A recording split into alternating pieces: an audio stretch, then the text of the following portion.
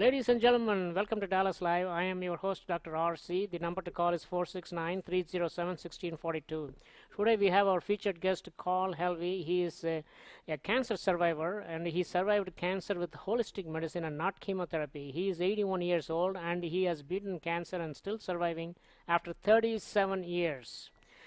Carl, welcome to our program.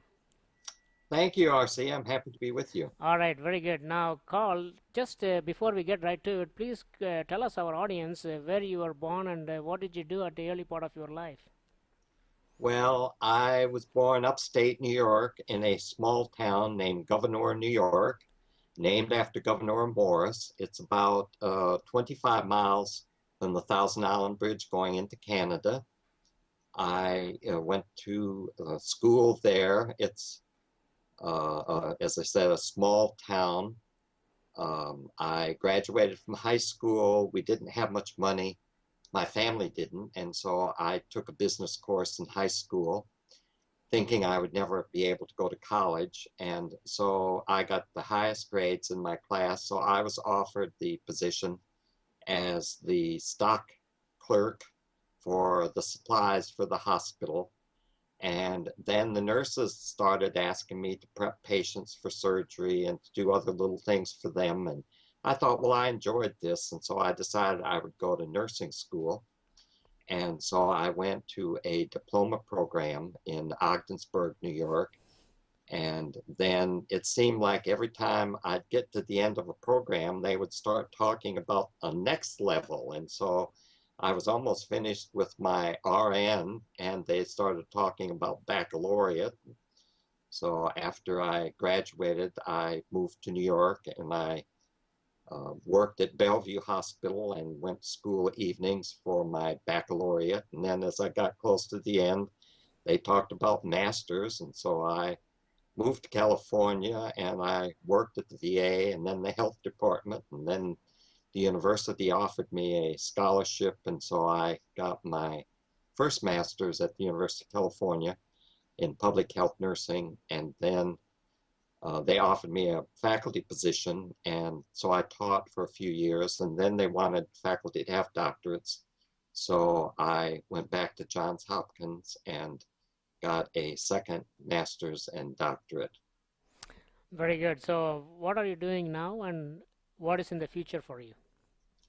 Now I have my radio show on holistic health, and I interview a lot of alternative physicians, a lot of homeopathic, a lot of researchers, people who have had certain conditions. I try to do series, and my series are usually 3 or 4 months. So I've had diabetes, I've had cancer, I've had let me see, arthritis, I've had low back pain. I also market my book that come out in November. I've done over 70 radio shows. I've done 3 television shows. I've done about 35 magazine interviews and newspaper interviews. And the third thing is I hear from a lot of people who have cancer who want help.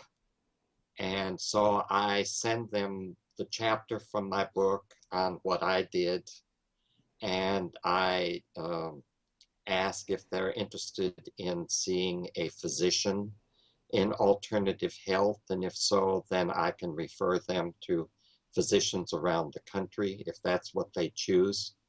I very much believe that people need to make their own choice about what they want, and if they want alternative, that's fine. If they want traditional, that's fine. If they want to combine them, which some people do, that's fine. But I try to help in any way I can, but I am not a physician. I'm a nurse, so I can act as a resource, and I can offer them information about what I did, and I feel like that's about the extent of what I can do for them. All right, briefly, can you tell us about the 2 latest books, The Healthy Holistic Aging and You Can Beat Your Lung Cancer Using Alternative Integrative Interventions? The Healthy Holistic Aging was a book that I was interested in writing to help people live into their older years. free of chronic illnesses. And so it was a approach similar to what I do in my own life, uh, how they, as far as diet, smoking cessation, if they smoke and things like that, and also the mental and the spiritual aspects of healthy living. And then the You Can Beat Lung Cancer was a book that I wanted to write to show people that, to offer encouragement for people that are given a diagnosis. I think so often doctors will say you've got 3 months to live or you've got 6 months to live. And I know that they're trying to be helpful to people and trying to tell them to get their life in order. But I think sometimes people believe that, and so that it's a fulfilling prophecy, whereas they might have been able to live beyond had they not had that thought planted in their mind. And so when people contact me and tell me they've been given 3 months to live, I usually will try to explain to them that the doctor's trying to do what he thinks is helpful to them, but that only God knows when we're going to die. And so that is really a God diagnosis, and that I Doesn't was work. given 6 months and I'm still here. So, So I well, this is part of the conclusion, which we will edit out. But if I ever have to get a cancer, you will be the first one I will be calling. All well, right, thank you. all right. Okay, hold on one second.